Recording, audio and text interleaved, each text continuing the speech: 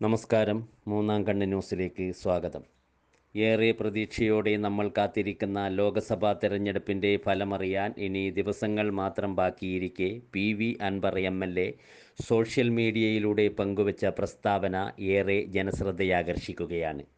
25,000 മുതൽ 50,000 വരെയുള്ള ഭൂരിപക്ഷത്തിൽ കേരളത്തിലെ ഏകദേശം മണ്ഡലങ്ങളിലും LDF സ്ഥാനാർത്ഥികൾ വിജയിക്കുമെന്നാണ് അദ്ദേഹം പറയുന്നത്.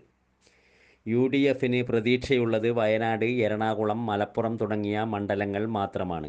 ഇതിൽ വയനാട് രാഹുൽ ഗാന്ധിയുടെ ഭൂരിപക്ഷം 4 ലക്ഷത്തിൽ നിന്നും 2 ലക്ഷമായി കുറയുമെന്നാണ് PV അൻവറിൻ്റെ അഭിപ്രായം. തിരുവനന്തപുരം കോൺഗ്രസ് BJPയെ സഹായിച്ചുവെങ്കിലും പന്ന്യൻ രവീന്ദ്രൻ വിജയിക്കുമെന്നും ആലപ്പുഴ KC വേണുഗോപാലിൻ്റെ രാഷ്ട്രീയ നിലപാടിനെതിരെയുള്ള തിരിച്ചടിയായിരിക്കും സംഭവിക്കുന്നത് എന്നും തൃശ്ശൂരിൽ LDF സ്ഥാനാർത്ഥി വിജയിക്കുമെന്നും അദ്ദേഹം പങ്കുവച്ച അഭിപ്രായത്തിൽ പറയുന്നു. ഭരണവിരുദ്ധ വികാരമാണ് ഈ തെരഞ്ഞെടുപ്പിൽ ഏറെ പ്രതിഫലിക്കാൻ പോകുന്നത് എന്ന് പ്രതിപക്ഷവും മാധ്യമങ്ങളും പറഞ്ഞു വരുത്തുക മാത്രമാണ് ചെയ്യുന്നതെന്നും നിലവിൽ അങ്ങനെയൊരു രാഷ്ട്രീയ സാഹചര്യമില്ല എന്നും അദ്ദേഹം കൂട്ടിച്ചേർത്തു. രാജ്യത്തിൻ്റെ പാർലമെൻറ്റ് തെരഞ്ഞെടുപ്പ് പൂർത്തീകരിച്ച് ഏകദേശം ഒരു മാസത്തിലധികമായി കേരളത്തിൽ നമ്മളെല്ലാവരും ജൂൺ 4 വേണ്ടി കാത്തിരിക്കുകയാണ്. ഒരു കാലത്തുമില്ലാത്ത തെരഞ്ഞെടുപ്പ് കള്ളപ്രചരണങ്ങൾ ഇടതുപക്ഷ ജനാധിപത്യ മുന്നണിക്കെതിരെ ഉയർത്തിയ ഒരു തെരഞ്ഞെടുപ്പാണ് കഴിഞ്ഞുപോയത്. ഇന്ത്യ മുന്നണിയുടെ ദേശീയ നേതാവ് ആ ഇന്ത്യ മുന്നണിക്കെതിരെ കേരളത്തിൽ വന്ന് മത്സരിക്കുന്ന ചിത്രം പോലും നമ്മൾ കണ്ടു കഴിഞ്ഞതാണ്. ഇവരെല്ലാവരും ഒരുമിച്ചിട്ടും ഇടതുപക്ഷ പ്രസ്ഥാനത്തെ തകർക്കാൻ അവർ നടത്തിയ നീക്കങ്ങൾ തിരിച്ചറിഞ്ഞ കേരള ജനതയാണ് കേരളത്തിലുള്ളത് എന്ന് വിശ്വസിക്കുന്ന ഒരു വ്യക്തിയാണ് ഞാൻ. കേരളത്തിലെ 20 പാർലമെൻറ്റ് മണ്ഡലങ്ങളാണ്.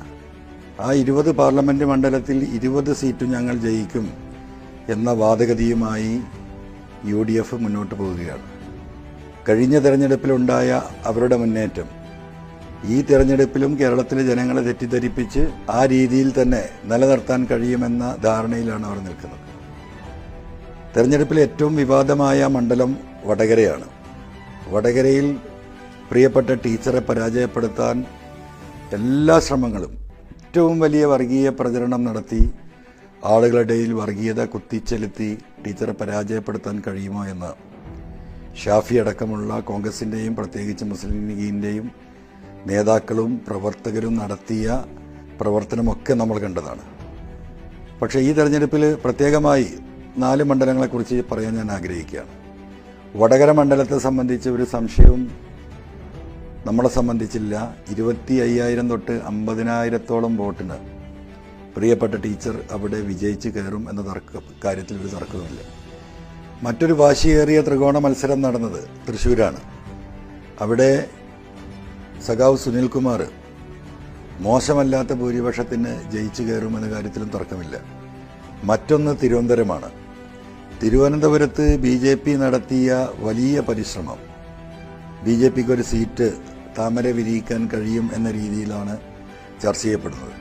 പക്ഷേ താമര വിരിയിക്കാൻ കഴിയില്ല എന്ന് മാത്രമല്ല, കോൺഗ്രസ് BJPയെ തിരുവനന്തപുരത്ത് സഹായിച്ചു എന്നത് വളരെ വ്യക്തമാണ്. പക്ഷേ ആ കോൺഗ്രസിൻ്റെ സഹായം BJPയിലേക്ക് പോകുന്ന വോട്ടുകൾ UDFൻ്റെ വോട്ടുകളിൽ വരുന്ന കുറവ് കൊണ്ട് ഇടതുപക്ഷ ജനാധിപത്യ മുന്നണിയുടെ സ്ഥാനാർത്ഥി ശ്രീ പന്ന്യൻ തിരുവനന്തപുരത്ത് ജയിച്ചു കയറാനുള്ള സാധ്യത വളരെ വലുതാണ്. ഇങ്ങനെ നിൽക്കുന്ന ഒരു രാഷ്ട്രീയ സാഹചര്യമാണ് കേരളത്തിലുള്ളത്. എനിക്ക് കേരളത്തിലെ പൊതുവായിട്ടുള്ളൊരു വികാരം, കേരളത്തിലെ രാഷ്ട്രീയം കൃത്യമായി പറയാൻ കഴിയാത്ത ഒരു സാഹചര്യമുണ്ട് എന്നത് വസ്തുതയാണ്. ഇവിടെ പത്രമാധ്യമങ്ങളും പ്രതിപക്ഷവും അല്ലെങ്കിൽ UDFും ഉയർത്തിയത് ഭരണവിരുദ്ധ വികാരമാണ്. ആ ഭരണവിരുദ്ധ വികാരത്തിന് അനുകൂലമായി അവർക്ക് വോട്ട് ലഭിക്കുമെന്നാണ് പറയുന്നത്. പക്ഷേ ഒരു പൊതുപ്രവർത്തകൻ എന്ന നിലക്ക്, തെരഞ്ഞെടുപ്പ് രംഗത്ത് സജീവമായി ഉണ്ടായ വ്യക്തി എന്ന നിലക്ക് പ്രത്യക്ഷമായിട്ടുള്ള ഒരു ഭരണവിരുദ്ധ വികാരം ഒരു സ്ഥലത്ത് പോലും ഞങ്ങളൊന്നും നേരിട്ടും അനുഭവിച്ചിട്ടില്ല. പറഞ്ഞുണ്ടാക്കിയ ഒരു ഭരണവിരുദ്ധ വികാരത്തിനപ്പുറം ഒരു വികാരം ഈ ഗവൺമെൻറ്റിനെതിരെ ഉള്ളതായിട്ടും എനിക്ക് തോന്നിയിട്ടില്ല.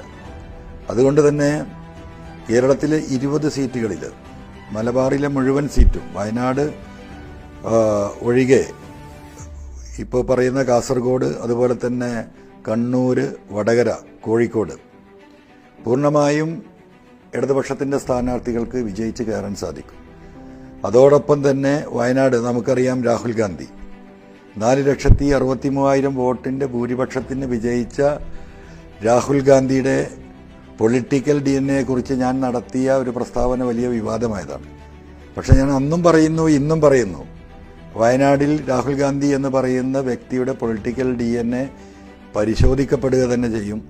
അദ്ദേഹം കേരളത്തിൻ്റെ മുഖ്യമന്ത്രിക്കെതിരെ നടത്തിയ വളരെ മോശപ്പെട്ട പ്രസ്താവന അദ്ദേഹത്തിന് വയനാട്ടിൽ തിരിച്ചടിയാകും.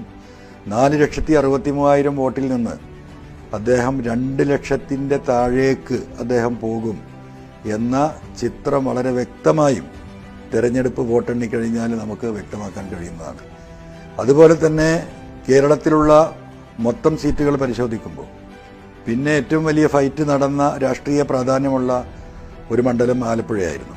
ആലപ്പുഴയിൽ ഇന്ന് നിലവിലുള്ള രാജ്യസഭാ മെമ്പറായ ശ്രീ KC വേണുഗോപാൽ ഇനിയും 2 വർഷക്കാലം ബാക്കിയുള്ള രാജ്യസഭാ സ്ഥാനത്തിന് ഇനിയും 2 വർഷം ബാക്കി നിൽക്കുന്ന ഈ ഘട്ടത്തിൽ രാജ്യസഭാ മെമ്പറായി നിലനിൽക്കുന്ന അദ്ദേഹം ആലപ്പുഴയിൽ വന്ന് ശ്രീ ആരിഫിനെതിരെ മത്സരിക്കുകയാണ്. അത് കേരളം ചർച്ച ചെയ്ത ഒരു രാഷ്ട്രീയമാണ്. സ്വാഭാവികമായും KC വേണുഗോപാലിൻ്റെ ഈ രാഷ്ട്രീയ നിലപാടിനെതിരെയുള്ള ഒരു തിരിച്ചടി മൊത്തത്തിൽ ആലപ്പുഴയിൽ ഉണ്ടാകും എന്ന് തന്നെയാണ് ഞാൻ പ്രതീക്ഷിക്കുന്നത്. അതുപോലെ തന്നെ കേരളത്തിലെ മറ്റുള്ള സീറ്റുകൾ പരിശോധിക്കുകയാണ്. UDFന് ഈ തെരഞ്ഞെടുപ്പിൽ അപ്പർ ഹാൻഡ് ഉണ്ട് എന്ന് ഞാൻ കരുതുന്നത് ഒന്ന് വയനാടും ഒന്ന് എറണാകുളവുമാണ്. അത് കഴിഞ്ഞാൽ അവർക്ക് പ്രതീക്ഷിക്കാവുന്ന മലപ്പുറം ജില്ലയിലെ 2 മണ്ഡലങ്ങൾ പൊന്നാനിയും മലപ്പുറവുമാണ്. ഈ പൊന്നാനിയിലെ ചിത്രം ഇപ്പോഴും ഞങ്ങളെ സംബന്ധിച്ച് വ്യക്തമല്ല. ഞങ്ങൾ പ്രതീക്ഷിക്കുന്ന ചില ലീഗ് വോട്ടുകളുണ്ട്. ആ ലീഗ് വോട്ടുകൾ ഞങ്ങൾക്ക് കിട്ടിയ കണക്കനുസരിച്ച്, ലീഗിൽ നിന്ന് ഞങ്ങളെ സഹായിച്ച വ്യക്തികൾ നൽകിയ കണക്കനുസരിച്ച് ആ വോട്ടുകൾ പൂർണ്ണമായും പൊന്നാനിയിൽ സംശയ്ക്ക് അനുകൂലമായി ഭവിച്ചിട്ടുണ്ടെങ്കിൽ ഞങ്ങൾ പ്രതീക്ഷിക്കുന്നത് പൊന്നാനിയിൽ ലീഗിൻ്റെ പരാജയമാണ്. പൊന്നാനിയിൽ ലീഗ് പരാജയപ്പെട്ടാൽ മലപ്പുറത്ത് വസീഫിൻ്റെ സാധ്യത വർദ്ധിക്കുന്നു എന്ന് മാത്രമല്ല, ഒരുപക്ഷെ വസീഫിന് ജയിക്കാൻ സാധിച്ചില്ലെങ്കിൽ പോലും വലിയ രീതിയിലുള്ള വോട്ടിൻ്റെ ചോർച്ച UDF ലീഗ് സ്ഥാനാർത്ഥിക്കുണ്ടാകും. വസീഫിൻ്റെ തോൽവി ഒരുപക്ഷെ 50,000 വോട്ടിൻ്റെ താഴെയായി ഒരു 25,000-ഓളം വോട്ടിന് മാത്രമായിരിക്കും ഒരുപക്ഷെ ലീഗിൻ്റെ സ്ഥാനാർത്ഥിക്ക് വിജയിക്കാൻ സാധിക്കുക. അതല്ല മറിച്ച് ഞങ്ങൾക്ക് കിട്ടിയ കണക്കനുസരിച്ച്, ഞങ്ങൾക്ക് ലീഗ് വിഭാഗത്തിൽ നിന്ന് ലഭ്യമായ കണക്കനുസരിച്ച് ആ വോട്ടുകൾ വന്നിട്ടുണ്ടെങ്കിൽ പൊന്നാനിയുടെ അതേ അവസ്ഥ മലപ്പുറത്തും പ്രതിഫലിക്കും എന്ന് തന്നെയാണ് കരുതുന്നത്.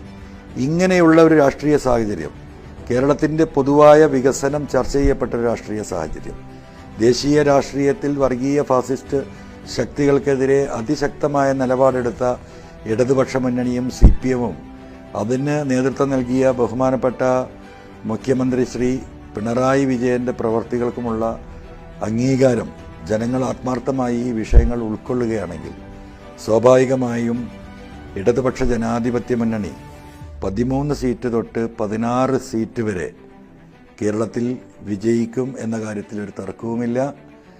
അതുകൊണ്ട് വളരെ പ്രതീക്ഷാനിർഭരമായ ഒരു തെരഞ്ഞെടുപ്പാണ് ഇടതുപക്ഷ മുന്നണിയെ സംബന്ധിച്ച് കേരളത്തിൽ. ആ റിസൾട്ടിന് വേണ്ടി കേരളത്തിലെ ജനാധിപത്യ മതേതര വിശ്വാസികളോടൊപ്പം ഞാനും കാതോർക്കുകയാണ്. നമ്മൾ കണക്കുകൂട്ടുന്ന അനുകൂലമായ ഒരു ജനവിധി ജൂൺ 4 കേരളത്തിൽ ഉണ്ടാകട്ടെ എന്ന് ആശംസിക്കുന്നു. നന്ദി, നമസ്കാരം.